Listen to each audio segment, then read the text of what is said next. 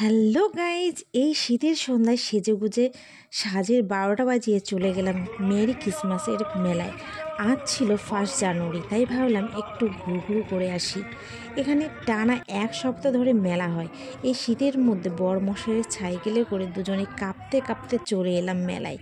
মেলায় যেদিকে তাকায় সেদিকে দেখি আলোর ঝলকানি। আজ লাস্ট মেলা, আর ভিড়টাও কম ছিল। চারিপাশে দেখি সুন্দর সুন্দর ফুল আর ফুল ফুল দেখতে কার না ভালো লাগে। চলে এলাম মেলায়। এখানে রাস্তার পাশে দোকান বসেছে, নানা রকমের দোকান বসেছে। মেলা মানে শুধু খরচ আর খরচ।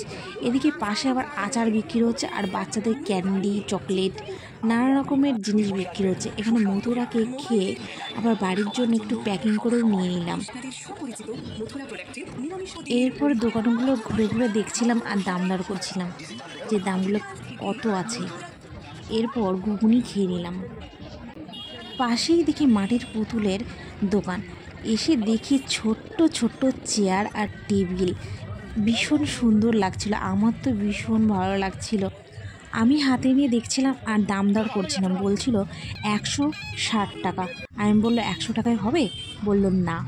মোমো খেতে গিয়ে আমার কী অবস্থাটাই হলো। মোমো একটা কামড় মারতে মোমোটা গেল পড়ে, আর সসটা গেল আমার গায়ের উপর পড়ে। আর মোমো না খেয়ে বরকে বললাম তুমি খেয়ে নাও। এবার এত ফুচকার দোকান দেখার পর একটা বাজে ফুচকা খেলাম। এরপর আরেকটু ঘোরাঘুরি করে নিলাম এবং কী কী এসছে জিনিসপত্র সেগুলো দেখাদেখি করলাম। এরপর চলে গেলাম চুড়ির দোকানে। চুড়ির দোকানে গিয়ে চুড়ি ট্রাই করে দেখছিলাম হাত নাড়িয়ে চুড়ি কেমন লাগে হাতে। এরপর চলে এলাম আইসক্রিম খেতে। বলেছি একটা দিতে আর দিয়েছে আর একটা। তারপর কি দিচ্ছে জানে কে। এরপরও টুটি ফুটি আর চকলেট সিরাপ দিয়ে আমাকে দিয়ে দিল। আমি তো টুটি ফুটি ফেলে দিয়ে তারপরে চকলেটটা খেলাম।